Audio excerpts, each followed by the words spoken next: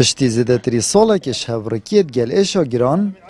دو ماهی جار حجی جرگیز پشمرگی دیرینی کمال اسلامی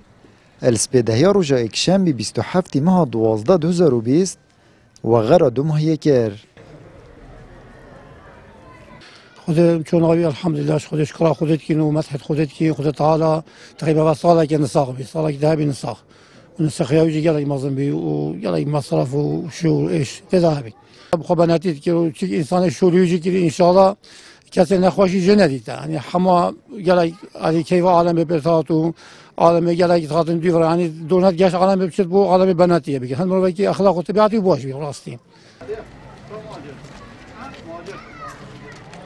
خود دکترها گفت ما هر علاجی اله کویه کوی جیل بس دو جهازه تن یک الاربیله گفتی عاطل بی سلیمانی جی سرا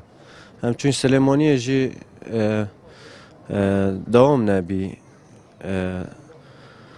ترکاشی ویزا من نبیم بچین خود دهاتی همی او بی دهاتی همی بنا بی و امجی عامل بیم بردستی از او برای من والله مروه که گله که تقوا بی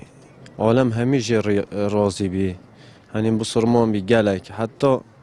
بری امر خود بکشی درک عسنات تکرینو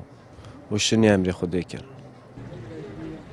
حجی جرگیز گلیل سال 1968 دایک بویه و خودان 6 زارویه بری نخوش بکوید مجیلی کار هستای بو اجلای خوب انجمن زاخوی کمال اسلامیت گلشانده که مالبند نه دهوک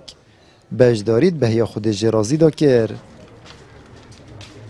حجی جرگیس اول سالا تقریبا 90 بر از ناست کم یعنی الجل وقت حرکت اسلامی پیشنگاه تا گل کمال اسلامی پیشمرگه کی زیرین کمال اسلامی بی حتی مثلا اول چند سال که خانشین بیا و انسان که یعنی سبحان الله گل کندی مناس کرده انسان که دیندار بی یعنی روح سفک یعنی ناف خلقی دار گل عالم رو گل باش بی و تقریبا اول سال و نیو که هو سال تقریبا نصاح بی اشاگران لبی و رجال یعنی بعد بی درجه که امر خودی کرد بعد درجه هم چنین یعنی تازیوی و گل انجمن زاخو ملبند دهوی کم ملبند نهی دهوی کم چنین تازیوی دا الحمدلله. حجی جرگیس و کو کسی که ایماندار و پشمرگه که چاف نترس السال 1992 پیوندی بزا و اسلامی ود کرد پاشان گل کمال اسلامی جی بردام بید